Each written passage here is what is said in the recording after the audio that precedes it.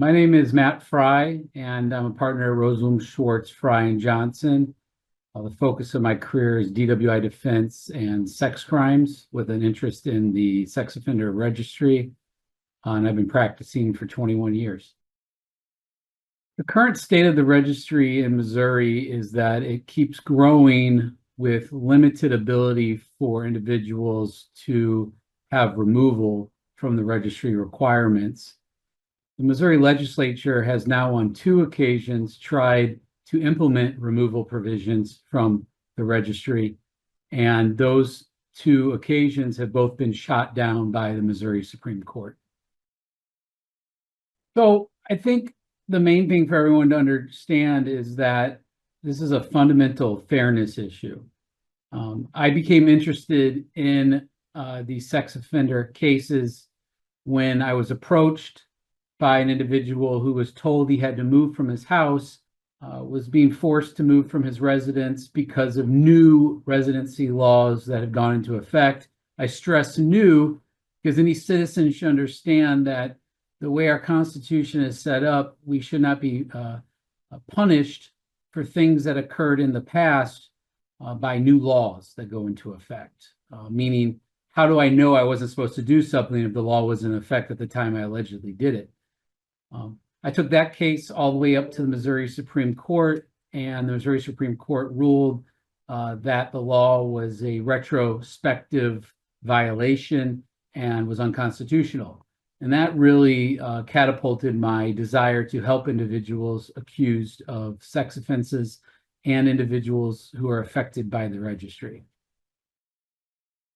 I think that more empirical research needs to be done on almost every law that has gone into effect for sex offenders in the state of Missouri to even figure out if they work, especially before our taxpayer dollars go towards mandating them and enforcing them. One of the biggest issues right now is the fundamental fairness of the registry. If you think back over the past 20, 30 years, there truly has been something that you will see in no other area of law in the state of Missouri. And that is this fundamental unfairness with the law. And what happens and what has happened is this: individuals have been told that they have to register, then they've been told that they don't have to register, then they've been told that they have to register, and some back and forth 2 cycles further. And the reason this occurred is because in 1995, Missouri passed their first Sex Offender Registration Act. We refer to that as SORA, S-O-R-A. And at that time, they even put in the law that it could be applied retrospectively back to July 1st of 1979. Therefore, anyone with half a brain would stop and say to themselves, that is fundamentally unfair. We're creating a law that's going to be applied retrospectively for decades back, and these individuals now have to register as sex offenders. Then, between 1995 and 2006, those laws were amended 6 different times to add more offenders, more restrictions, and to even allow retrospective application.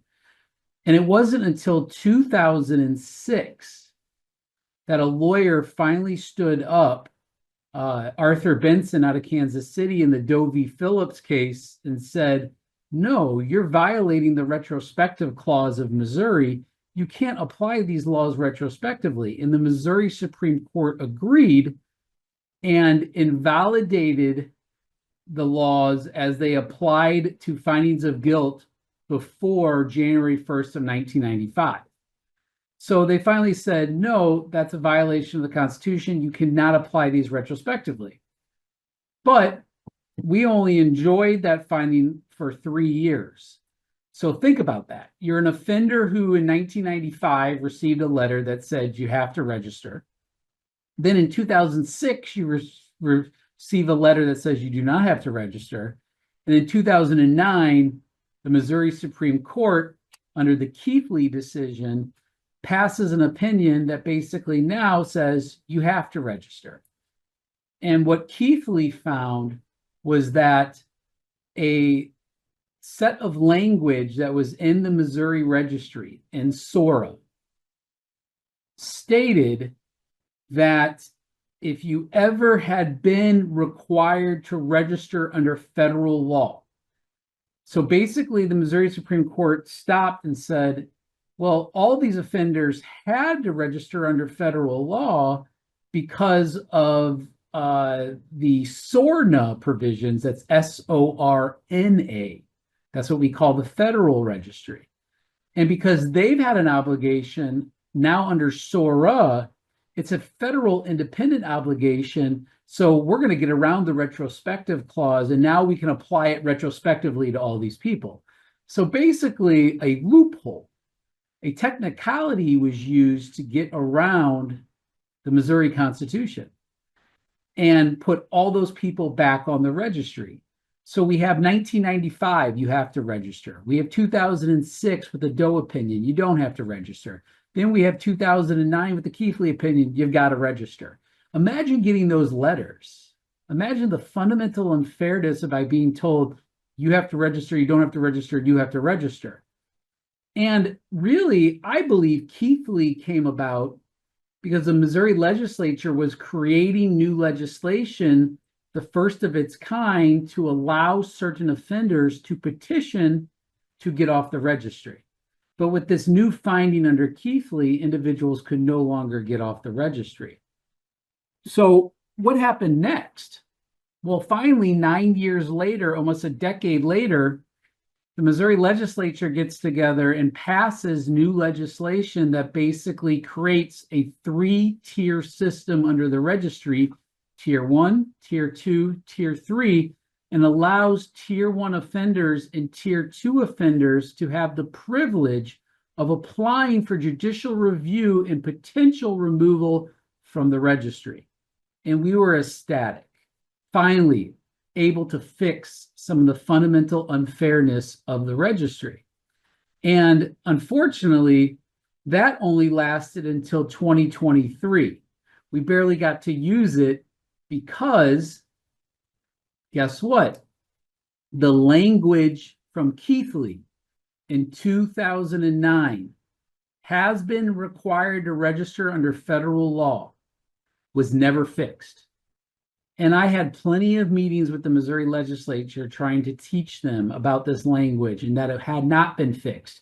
And I said, hey, no matter what you do here, it's going to go back up to the Missouri Supreme Court and they're going to uphold this again. It's the same issue as Keithley, and we're going to be struck down. Well, no changes were made.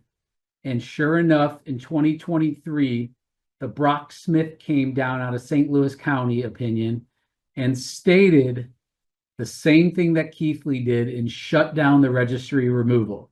So let's go over the timeline. 1995, you have to register. 2006, you might not have to register if you're before 1995. It's a retrospective application. It's unconstitutional. 2009, oh wait, everyone has to register. The Keithley decision, there's this language, it's a federal obligation, you all have to register. 2018, Missouri legislature, no, some of you have to register, but a lot of you can apply for removal under Tier 1 and Tier 2 at certain marks.